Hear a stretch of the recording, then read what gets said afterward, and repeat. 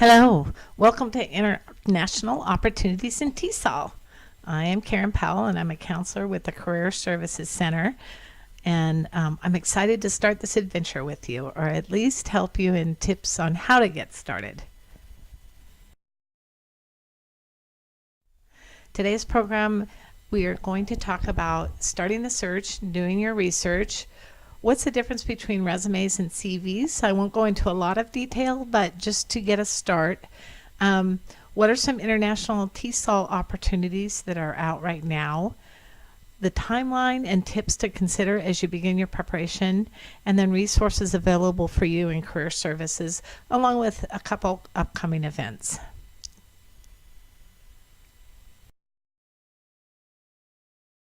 So, how do you get the international job search started?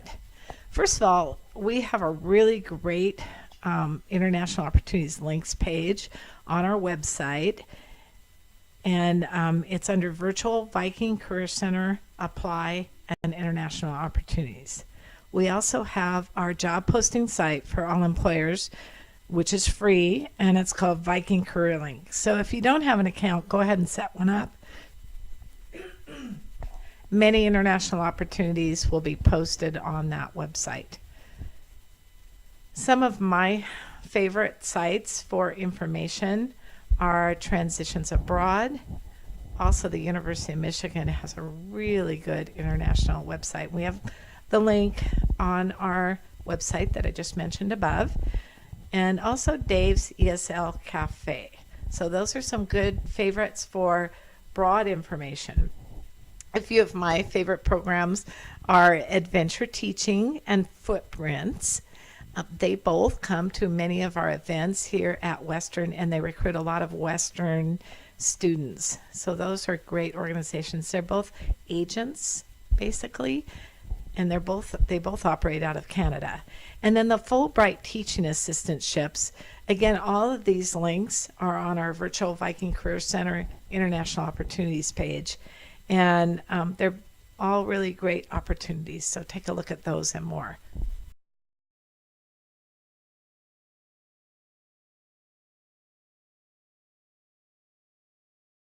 Research. And you're going to want to take a look at the positions and employer types and start with our website. But see what's out there. How do they post it? What kinds of traits and qualities are they looking for? Because that will help you in setting up your paperwork and other information. Look at the geographical locations. You may have a really clear idea of where you want to go, or you may be very open. Again, on our website, we have a link to the U.S. Department of State travel information, and I've given you the link here directly to their site. That's a great place to find out, and you probably all already know about that, but just to look and see if there's something going on that you don't know about or I don't know about. You may need information. You will need a visa, and you may need at some point to contact an embassy or go to a local consulate. We have the list on our website, and I've also given you the links here. So finding out, what do I need to do? Do I need to take some paperwork down? My son went to Russia, and he had to visit the Russian embassy several times. It just depends on where you're going and what the timeline is and what the requirements are in that country. So again, the links are here and also on our website, International Information page. Then you're going to want to look at and think about and see what information that you can find on the differences in paperwork. Resumes, curriculum vitae. Many will also have you do an application. The two organizations I mentioned earlier, Footprints and Adventure Teaching, both help you make a profile, but they ask for some information ahead of time to fill that profile. So they'll ask for a resume. They're in Canada. But then they're going to probably help you make a profile that's more similar to a curriculum vitae. So we'll talk about that and what that entails just a little bit.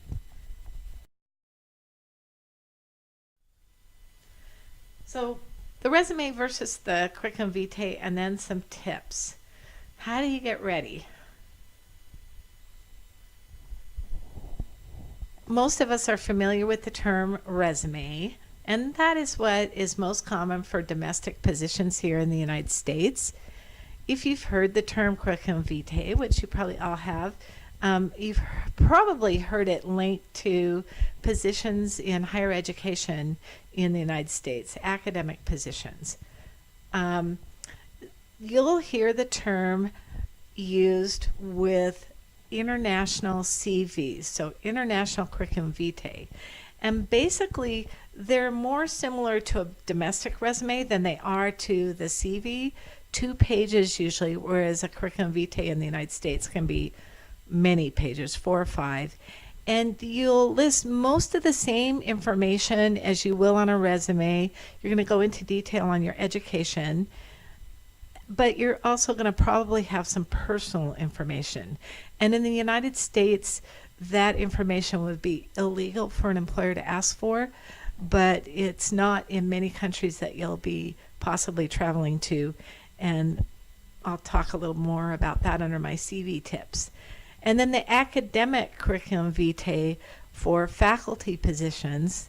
And those are very detailed. They list presentations and papers that you've written and go into detail on the education. And those can be well above 2 pages. So that's just a little overview of the different types of resumes and curriculum vitaes.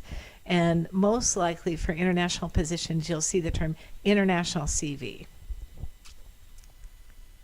So some tips. The international CV can vary from country to country. Generally, it's used in Europe, Middle East, Asia, and Africa. You just look for your terminology. Like I said, footprints and adventure teaching are in Canada. They tend to ask for a resume. So know what you're being asked for.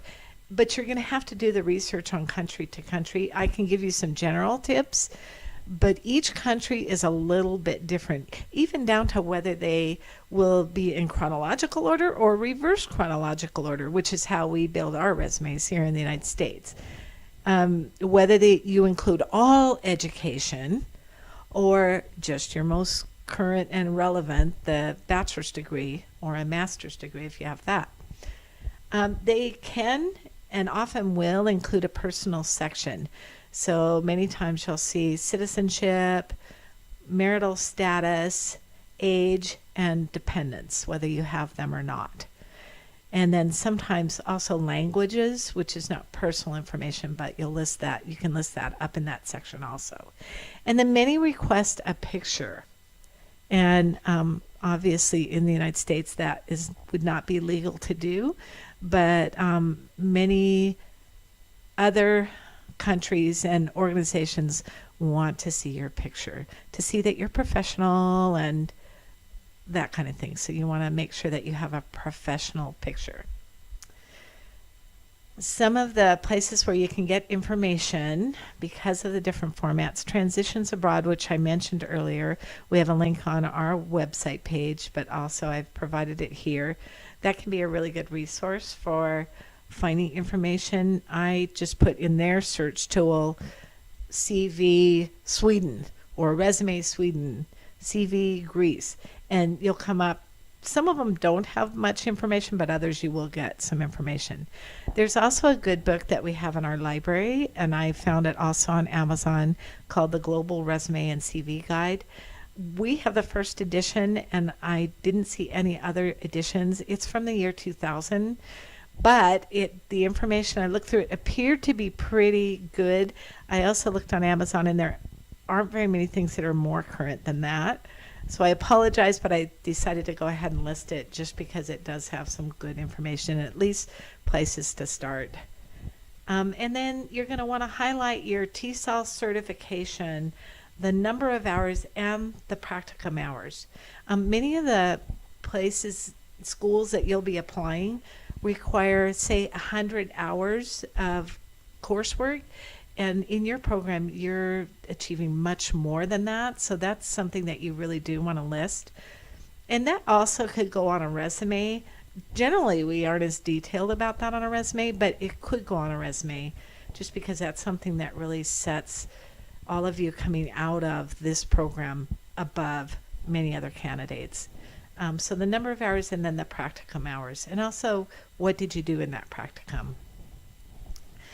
For a resume or a curriculum vitae, you want to target it to the position to which you're applying. So if they ask for certain characteristics, you make sure that those are showing up. If they say friendly and cheerful personality and you didn't have that on your resume or CV, you may want to add that in somewhere. Those are the qualities that they are seeking. And then emphasize coursework, multicultural experience, any kind of travel. You want to show that you are going to be comfortable going into a new environment and a different country. Any teaching that you've done, no matter what the age, but especially teaching to children or other work with children, tutoring and group work. And again, if that work has been done with adults, that's great too, but then show information on what you've done with children. They want to see that too. And the Footprints organization was at our International Opportunities Fair in January, and they told me that they really like to see that people have worked in groups, no matter what the age, that they've done some tutoring or training with groups. So if you've done anything on campus, no matter what the age, all of that is great information to include in your CV. So that is my little overview of paperwork, and we're going to move on to some of the opportunities that are out there. And you probably know about many of these, but I'll just go over some of the information that you want to consider. So the minimum qualifications usually are that you're a native English speaker and you have a bachelor's degree. And not a specific bachelor's degree. Those are the minimum qualifications. But as the Footprints organization was telling me, those positions are becoming more and more in demand. Many people are applying for them. And so then you want to have some things that make you stand out. And especially if you want to go, say, to Korea, which many of us know is one of the higher paid places to teach English. So some of the desirable qualifications that you would want to emphasize on your resume or CV, your TESOL certification, because many of these don't require a TESOL certification. So if you have that, that really helps you to stand out above everybody else. Any experience you have tutoring non-English speakers or working with non-English speakers, no matter what the age. Multicultural experience, either here domestically working with different populations, but also if you've traveled. That's going to be very interesting because they want to know that you're going to come to their country and not have difficulty adjusting. Experience with children, whether it was non-English speakers or not, just experience with children of all different ages. Any sort of work teaching in groups or working with groups. If you are an English or linguistics major, that is definitely going to help you, especially with Peace Corps. That's something they look at. But in other TESOL positions, that will help too. And then if you are a certified teacher, that of course is a whole nother level and something that all of these organizations really appreciate. So let's move on and take a look at some of the details that you need to think about when you're setting up your experience and thinking about planning where you want to go. There are a variety of programs and schools, and so we've all heard about the English language schools. Those are for-profit, and many countries that is the environment that you'll be teaching in.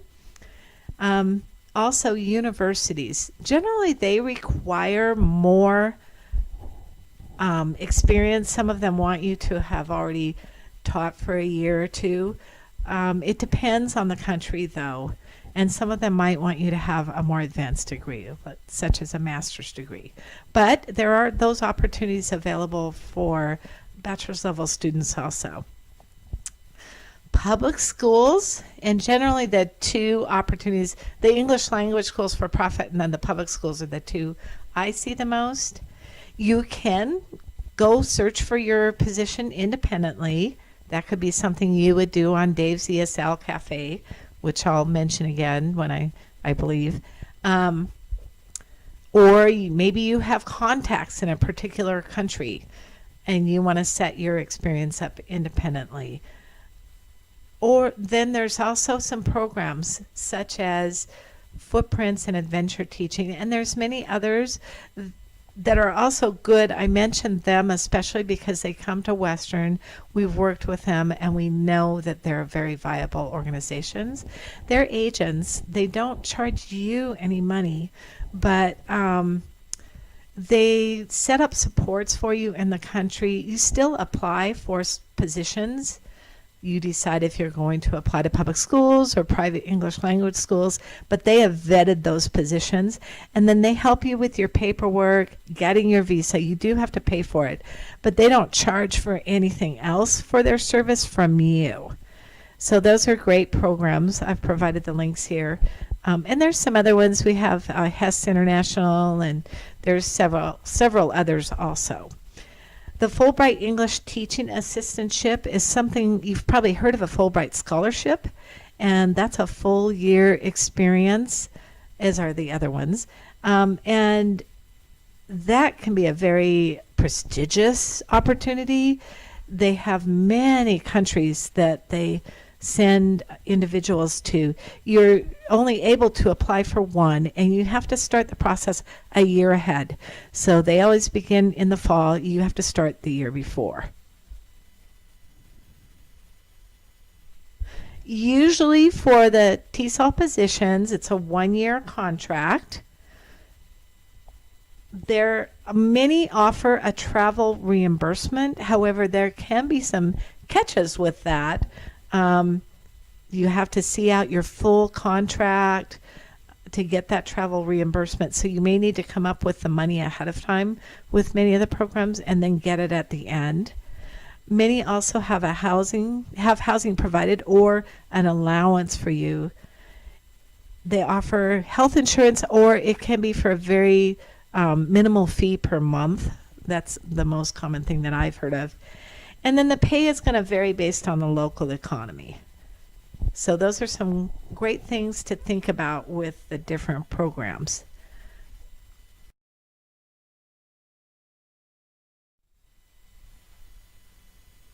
Some things to consider also, you want to pay attention to.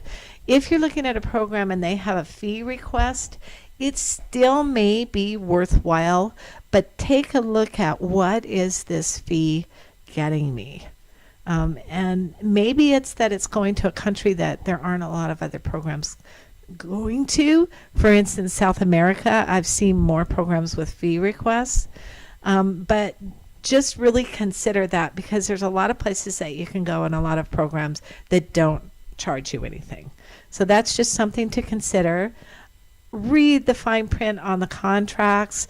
They vary widely, and actually my son went to Russia and there was a travel reimbursement, but they asked him when he had been there about 6 months, it was a 10-month contract, if he was going to stay for another year. And he had hurt himself while he was there, and he said no, he thought he would go home so he could get some medical attention at the end of the contract.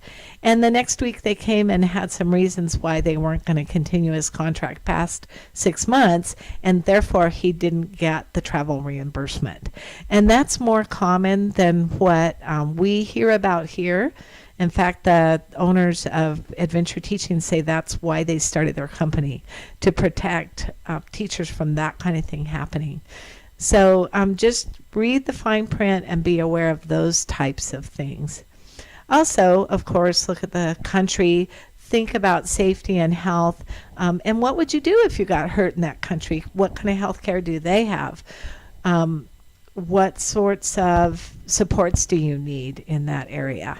So those are just some other things to think about as you're planning your trip. And then some reasons to consider specific teaching English programs. You want to relocate to a desired or specific location. For instance, you want to go to South America, or you want to go to Europe, or you want to go to Asia. So looking at different programs for that. You want a shorter commitment. So this is a year, and there are some programs that are for summers and other time lengths that I've seen. Generally, a year is the commitment, whereas, for instance, Peace Corps, that we'll talk about next, is 27 months. Or you want support that is offered with a particular program. So the Footprints in Adventure Teaching that I keep talking about, and they aren't paying me, they set up social activities. They have information for you on on teaching tips and that kind of stuff. So you may want support from a particular program like that. So again, just some details to consider. So now we're going to move on and talk about Peace Corps. And I only have one slide on that, but just to let you know a little bit about it. We have a representative here in Old Main 280, Jill McIntyre Witt. You've probably seen her at a lot of events. She's very outgoing and really has been proactive in getting the word about Peace Corps out. The requirements are that you be a United States citizen and at least 18 years old. However, they rarely accept anybody under 21. You need to meet certain legal and medical requirements. So you want to start ahead of time with Peace Corps also. You need to have a skill that's requested by a Peace Corps host country. And their application process has changed over the last year or so that you actually apply to the specific position that you want. And that's kind of nice because you're selecting the country you want to go to and the job title that you want. And then you need to be willing to live and work overseas for 27 months. The first 3 months are the intensive language training and other training, and then 2 years volunteer service. Many programs, they have many programs to choose from, but teaching English is the most requested skill from host countries. So you'll see a lot of positions for that. This can be a great way to learn a new language and go somewhere very different. So again, if you're interested, we have the Peace Corps representative in our office at Career Services.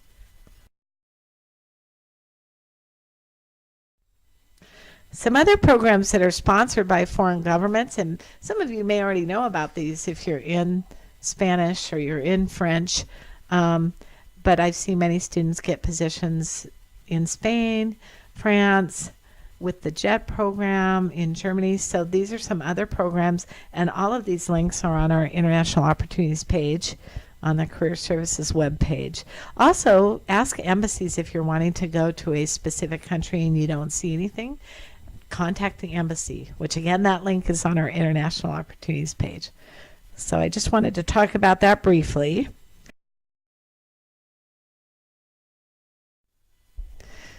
When do you start preparing? The quarter before you would like to go, you want to select and list the criteria for, or the quarter before you're going to apply, sorry. You want to select and list the criteria for the programs and jobs that you want to apply for, so look and see what they're requiring. You also want to prepare your digital information because your resume or CV, the letters of recommendation, they're all going to be uploaded. That's generally the process now. So you want to have that all prepared. You want to research the organizations, what fits for you. If you are applying to JET in Japan, or for the Fulbright teaching assistantships, and this may be true of other programs too, but for these two specifically, I know you need to apply in the fall for the following year. So for those, and for Peace Corps also, I didn't list it here, you need to plan ahead. Peace Corps, it's not necessarily the fall, it's just generally 6 months to a year ahead of time. And for these two, JET and the Fulbright positions, it's in the fall for the year the next year. So their deadline is the fall before. And then anytime you can submit your applications for many of the programs, Footprints, Adventure Teaching, many of the schools that are listed on Dave's ESL Cafe.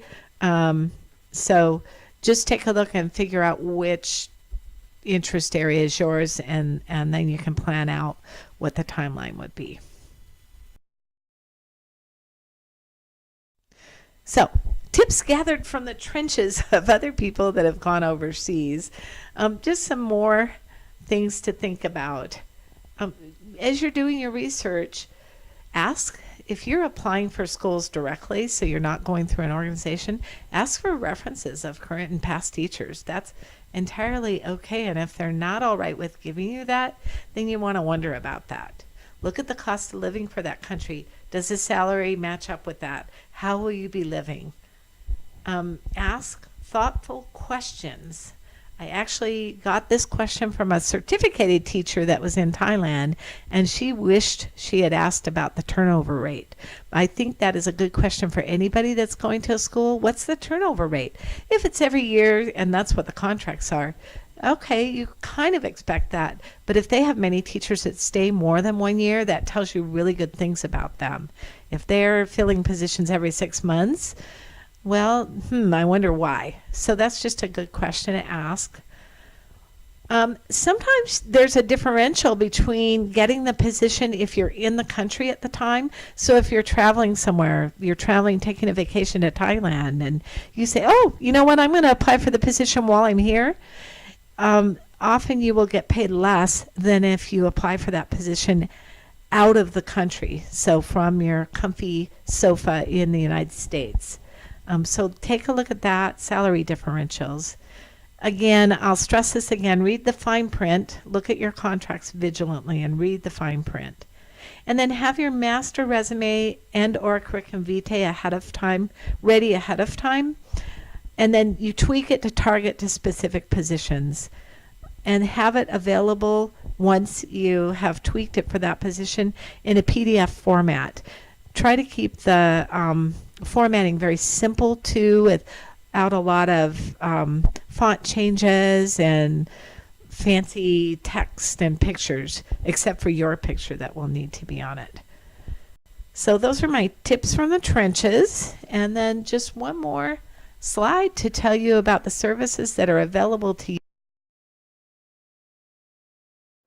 in the Career Services Center. Some of you may have been here, and I'll just say right now that I'm available for phone appointments, and I believe I may also be available on Canvas to answer questions at some point. But I'm here, and we have other counselors for individual one-on-one appointments, whatever you want to talk about, whether it be international opportunities, where to get started. It could be for setting up a job search within the United States, which I'm happy to chat with you about also, and looking for TESOL positions in the United States. We have workshops, and those will be listed on our website under the workshop button. Come and do a mock interview, please. We love doing those, and they're a good way to practice. We offer many career fairs and events. For this year, those career fairs are over, but they'll start again in the fall. Optimal Resume is a great resource for you for building your resume, and then you can access it off any computer, so when you go out of the country, you would still have that access. Viking Career Link is our job posting tool, which I've talked about. There's a lot of international positions in it. We have a section on reference letters, our employment survey showing where students have gotten employment after they graduate, the link for Peace Corps, and our international page, of course. And we have much more information on our website, but those are some highlights. The two upcoming events I thought you might be interested in are Federal Application Tips on May 16th and our drop-in resume clinic, come anytime between 3 to 5 on May 18th. So you're welcome to look at our webpage and see what else is coming. We often have different employers coming to visit. I'm listing my email address, karen.powell@ww.edu. And as I said, I may also be on Canvas at some point. We have 6 months free service here in Career Services after you graduate, and then we also often extend the service beyond that, or there's a small fee as an alumni. We're in Old Main 280, www.ww.edu/careers, 360-650-3240. You can set up a phone appointment with me if you like.